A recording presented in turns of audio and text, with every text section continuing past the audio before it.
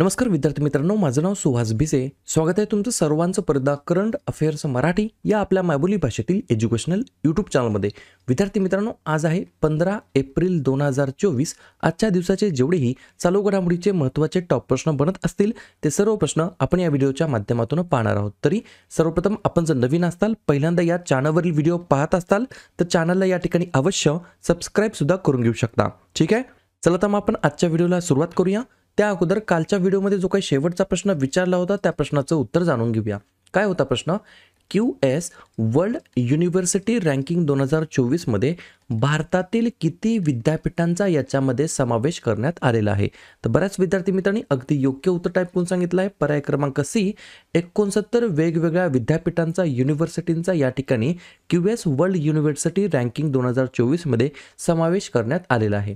जर तुम्हाला प्रश्न फिरवून विचारला, QS वर्ल्ड युनिव्हर्सिटी रँकिंग 2024 मध्ये कोणत्या भारतीय संस्थेला सर्वोच्च स्थान मिळालेले आहे? तर लिहून घ्या, जवाहरलाल नेहरू विद्यापीठ. क्लिअर? सर्व गोष्टी समजतात. आता पाहूया विद्यार्थी मित्रांनो प्रश्न क्रमांक पहिला. टोटल संपूर्ण व्हिडिओमध्ये 12 प्रश्न असतील. सुरुवातीपासून शेवटपर्यंत व्हिडिओ काळजीपूर्वक पहा. एक एक प्रश्न महत्त्वाचा आहे, तुम्ही कोणत्याही एक्झामची तयारी करा. प्रश्न क्रमांक पहिला काय म्हणतो? आंतरराष्ट्रीय मानव अंतराळ उड्डाण दिवस म्हणजेच international day of human space flight हा जो काही दिवस आहे तो केव्हा साजरा करण्यात आलेला आहे? प्रश्न क्रमांक पहिल्याचं योग्य उत्तर आहे पर्याय क्रमांक डी, 12 एप्रिलला दरवर्षी विद्यार्थी मित्रांनो आपण आंतरराष्ट्रीय मानव अंतराळ उड्डाण दिवस म्हणून आपण साजरा करतो.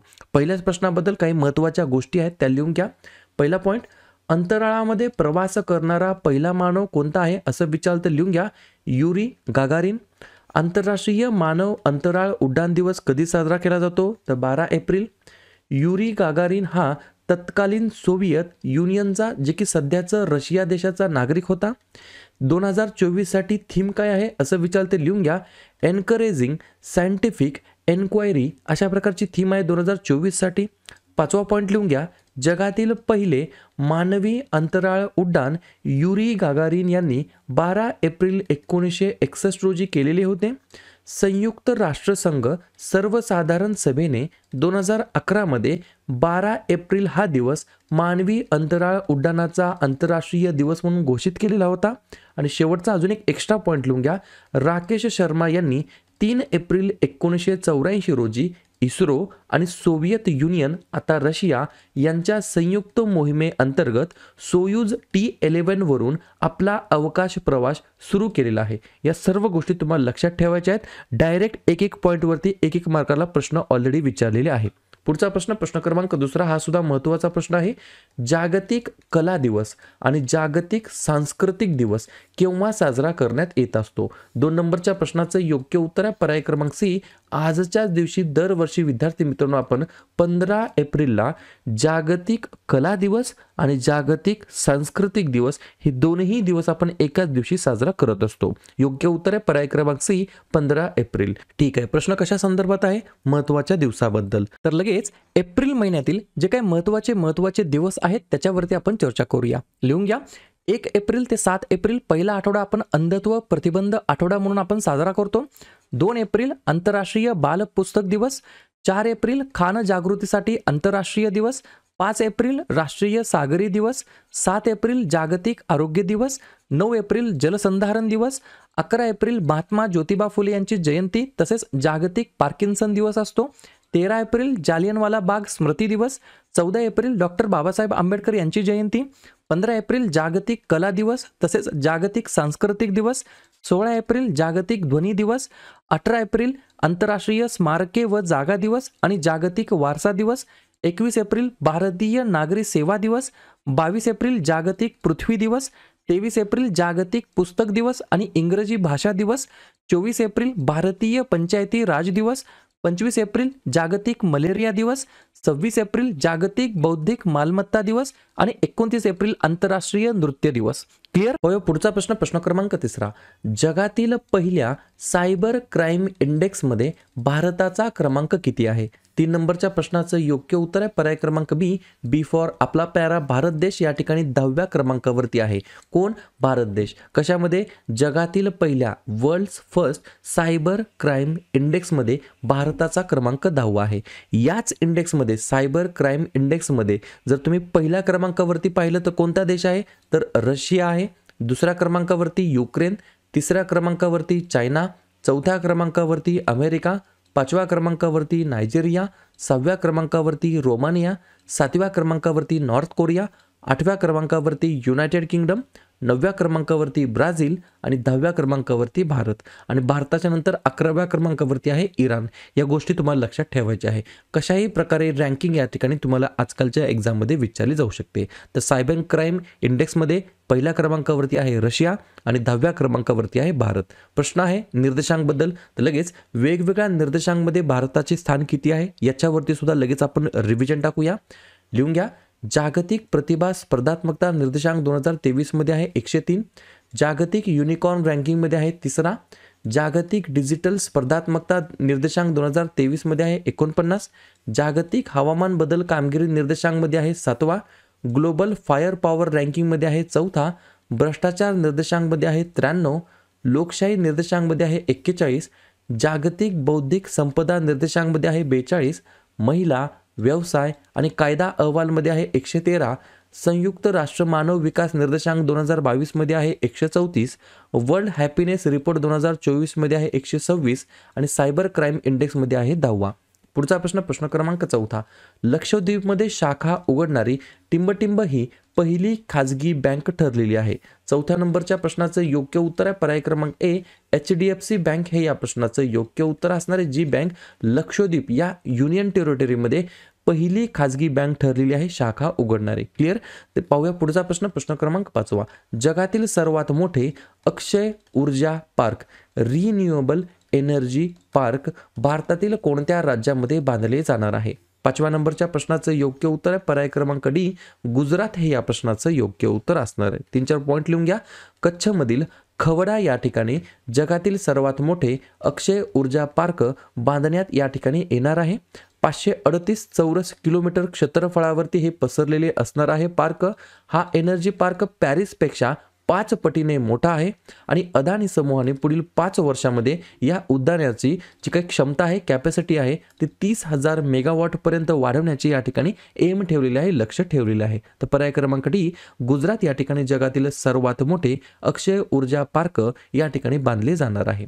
पुढचा प्रश्न, प्रश्न क्रमांक 6. कोणत्या राज्यातील पहिला काचेचा स्कायवॉक चित्रकूटमधील तुलसी फॉल्स या ठिकाणी सुरू झालेला आहे? 6व्या नंबरच्या प्रश्नाचं योग्य उत्तर आहे पर्याय क्रमांक सी, उत्तर प्रदेश हे या प्रश्नाचं योग्य उत्तर असणार आहे. तर यूपी मधील या ठिकाणी विद्यार्थी मित्रांनो किंवा यूपी राज्यातील पहिला काचेचा स्कायवॉक चित्रकूटमधील तुलसी फॉल्स या ठिकाणी सुरू झालेला आहे. याच्याबद्दल 3-4 पॉईंट लिहून घ्या. पहिला पॉईंट, चित्रकूट येथील तुलसी ज्याला शबरी धबधबा असं देखील म्हटलं जातं त्याच्यावरती याचं या ठिकाणी अनावरण करण्यात आलं आहे. प्रभू श्रीरामाच्या धनुष्यबाणाच्या रूपामध्ये हे डिझाईन करण्यात आलेलं आहे. हा पूल 3.70 कोटी खर्च या ठिकाणी करून उभारण्यात आलेला आहे. पूर्वी शबरी धबधबा म्हणून ओळखल्या जाणाऱ्या या जागेचे गेल्या वर्षी राज्य सरकारने तुलसी वॉटरफॉल्स असे नामकरण सुद्धा केलेले आहे. आणि शेवटचा पॉईंट, राजापूर येथील गोस्वामी तुलसीदासांचे जन्मस्थान भगवान श्रीरामाच्या मंदिराच्या उपस्थितीमुळे त्याचे या ठिकाणी आणखीन महत्त्व या ठिकाणी इन्क्रीज झालेलं आहे. पुढचा प्रश्न, प्रश्न क्रमांक 7. नुकतेच बजारानी बेनेडिक्टस कोणत्या देशाचे नवीन पंतप्रधान झालेले आहेत? प्रोनाउन्सिएशन थोडंसं अवघड आहे. बजारानी बेनेडिक्टस असं त्यांचं नाव आहे. तर पर्याय क्रमांक बी, आइसलँड या देशाचे जे काही नवीन पंतप्रधान बनले आहेत त्यांचं नाव आहे बजारानी बेनेडिक्टस असं त्यांचं नाव आहे. त्यांना या ठिकाणी आइसलँडचे नवीन पंतप्रधान म्हणून त्यांची या ठिकाणी निवड करण्यात आलेली आहे. लगेच काय करूया मग, जे काही नवनवीन पंतप्रधान झाले 2024 मध्ये वेगवेगळ्या देशांचे त्याच्यावरती सुद्धा लगेच रिव्हिजन टाकूया.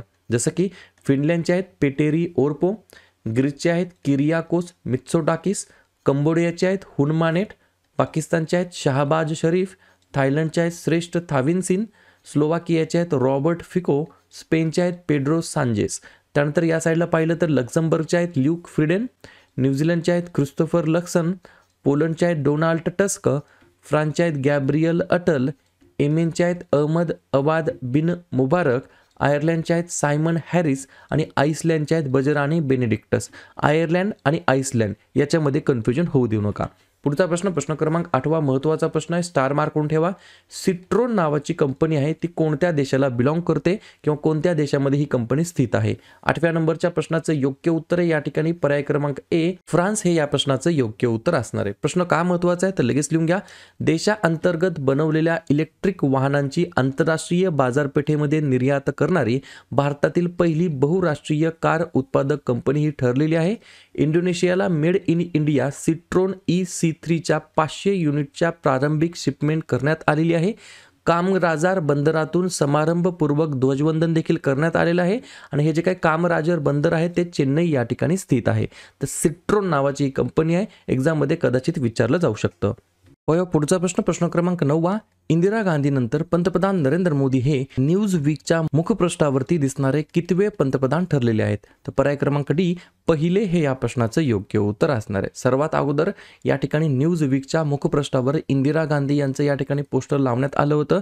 त्याच्यानंतर पहिलेच पंतप्रधान या ठिकाणी ठरले आहेत नरेंद्र मोदी हे या ठिकाणी कशासाठी न्यूज वीकच्या मुखपृष्ठावरती दिसणार आहे. पुढचा प्रश्न, प्रश्न क्रमांक 10वा.